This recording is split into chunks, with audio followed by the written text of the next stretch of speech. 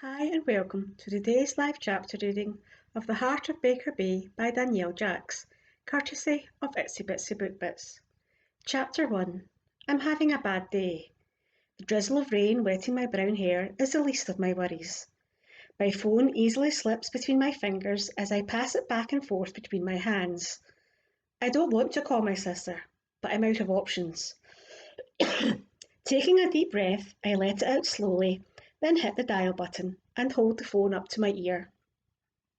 It's a bit early for you to be on a break, isn't it? Hannah asks. Can you come and pick me up? I reply, cringing. Jodie Marie Evans, what did you do this time? Don't call me that. You're not my mother. I was on a trial. The probation period has come to an end, which means I'm free to go.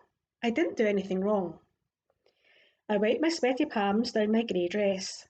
I didn't change out of my uniform after I was called into the hotel manager's office. My only goal is to get out of here as quickly as possible, and after collecting my bag from the locker, I practically ran out of the door. Being a failure is something I've become good at, although each disappointment still shocks me. Why can't I get it together? Hannah's quiet for a moment before she replies, I'm on my way. Thanks. As I end the call, I catch sight of Christy, the bossy hotel manager. She doesn't speak. Instead, she signals for me to take the dress off. A few of the other maids are watching from the upstairs windows. It's Monday morning and most of the guests have already left. Kirsty needs to lighten up. It's a minimum wage job. I'm not going to put my all into something like that. Just because I've turned 22 doesn't mean I'm ready to get serious. Work is supposed to be a way to make friends and have a little fun. Surely no one wants to be a maid. Who cares if I borrow some chocolate from the minibar or shampoo from the trolley? They're perks of working in a hotel. It's too bad. I really like the other girls, even though I've only been here a couple of weeks. It shouldn't be a sackable offence to take a shower in one of the hotel rooms. I was going to clean it afterwards. I slept on my best friend's sofa and didn't have time to freshen up before the start of my shift. It wasn't my fault I had a late night. My best friend Sarah needed me. Her boyfriend is on a stag do in Magaluf. I had to remind her Aidan is besotted with her, and she's nothing to worry about. A bottle of red wine with a cheese board solved the problem, but did nothing for my head. I let out a huff, dropped my bag to the ground, and lift the dress over my head, letting it free fall. Christy screams at me, but I block out her words. I don't need to listen to her anymore. I refuse to step back inside Foundations Manor. Being a maid wasn't for me, and upper-class hotels are now on the list of places to avoid. I pull my shirt over my head and secure my skirt around my waist.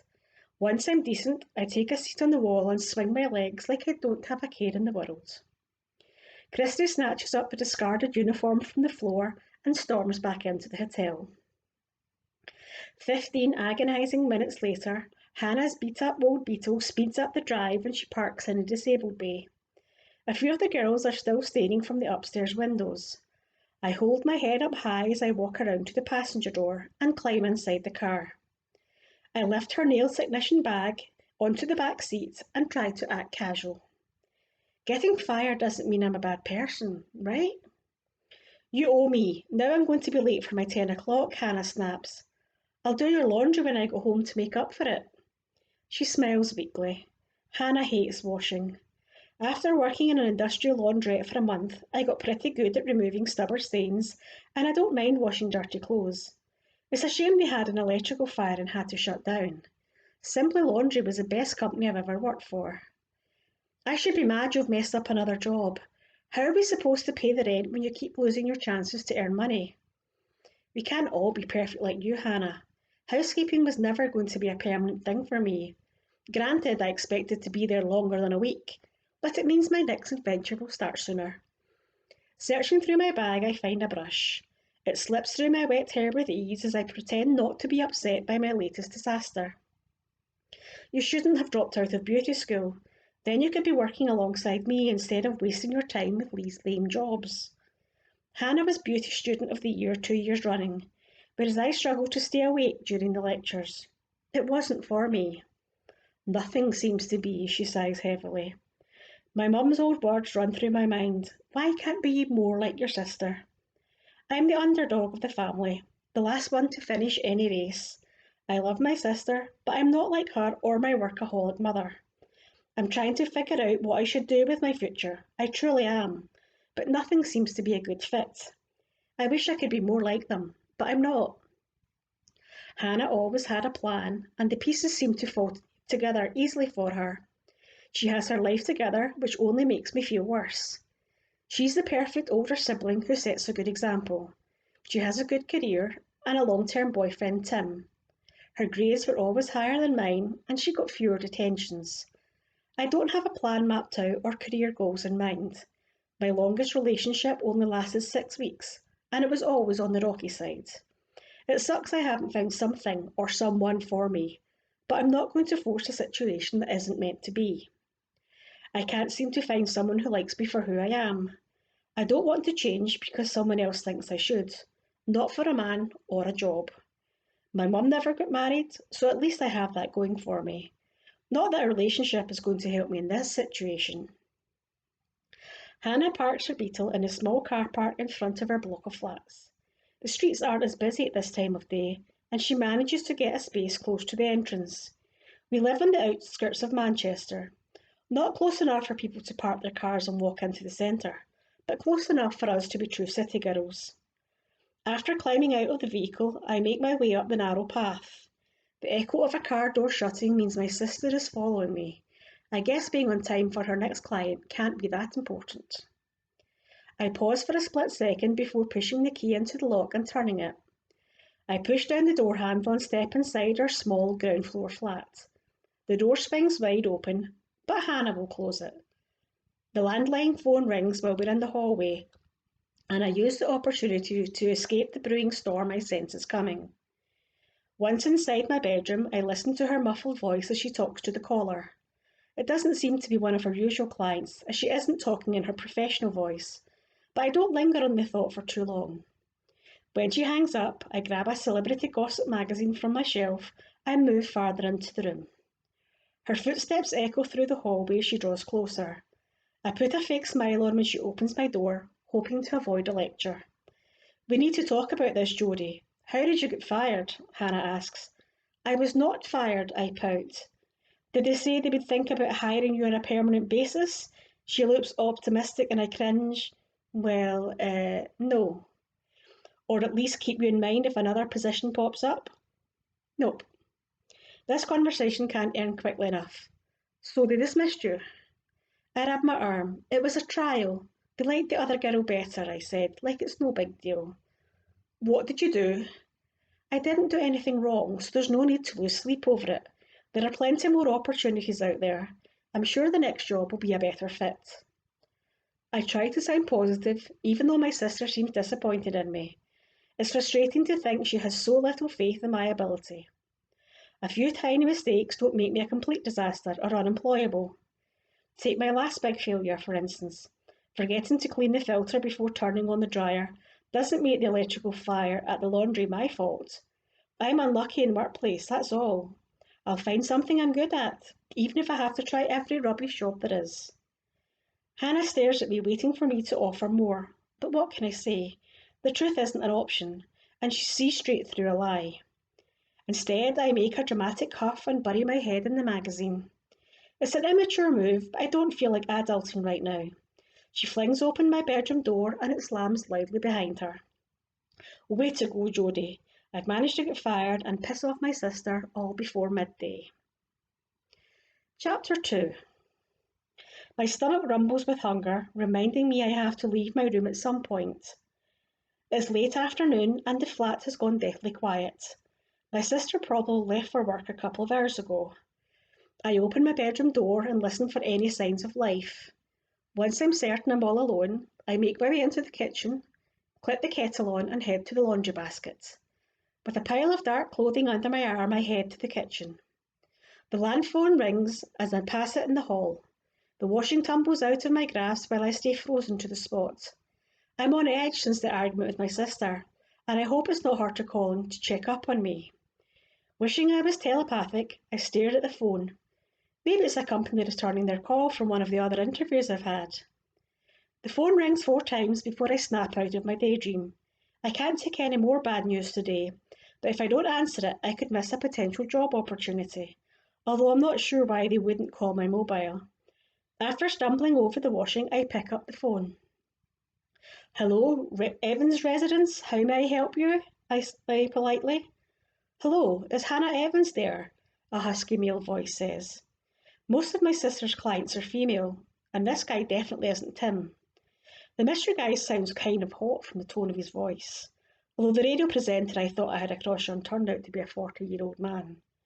His online picture was a huge letdown and erased all of my faux fantasies.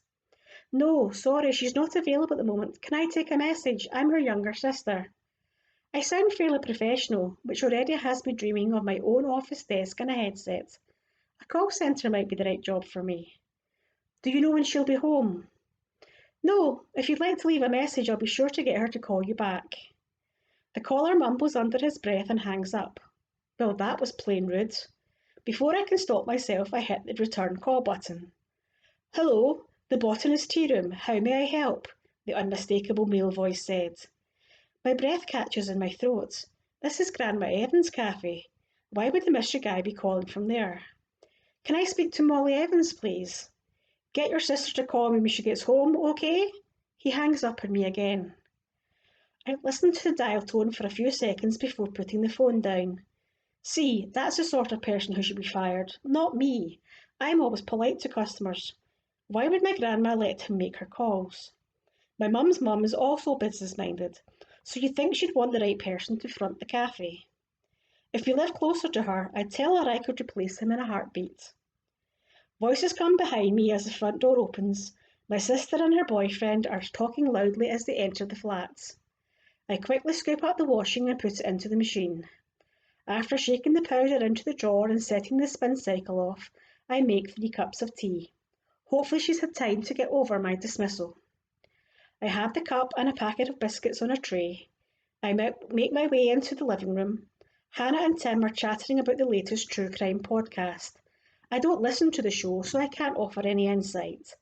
I place the tray on the coffee table and sit in the armchair. Any luck finding a new job? Hannah asks optimistically. My eyes widen. I hadn't had the chance to look yet. I've been doing washing and tidying up.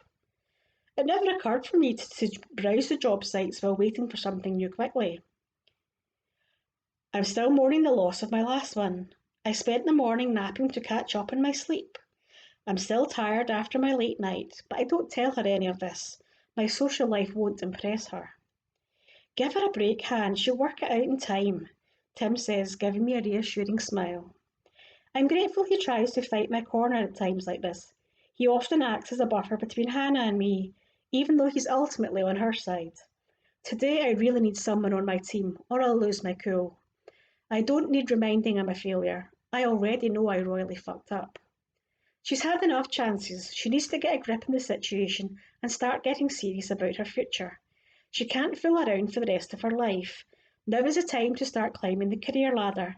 By her age, I already had my own business. A small squeak escapes the back of my throat. I'm lucky to have my sister, even if she's a hard ass every once in a while. I need to change the subject fast before I say something I'll regret later. The botanist tea room wants you to give them a call back. Did Grandma Evans ring? No, it was some rude guy. She pokes her tongue into her cheek like she does when I'm confusing or frustrating her. What did he want? I shrug. I don't know. He said for you to call. You didn't ask what the problem with Gran was? I shake my head. Why would there be something wrong? He only wanted to speak with you, and he didn't want to leave a message. I'm not completely useless, although I didn't consider there might be a problem. Hannah gets up and goes into the hallway.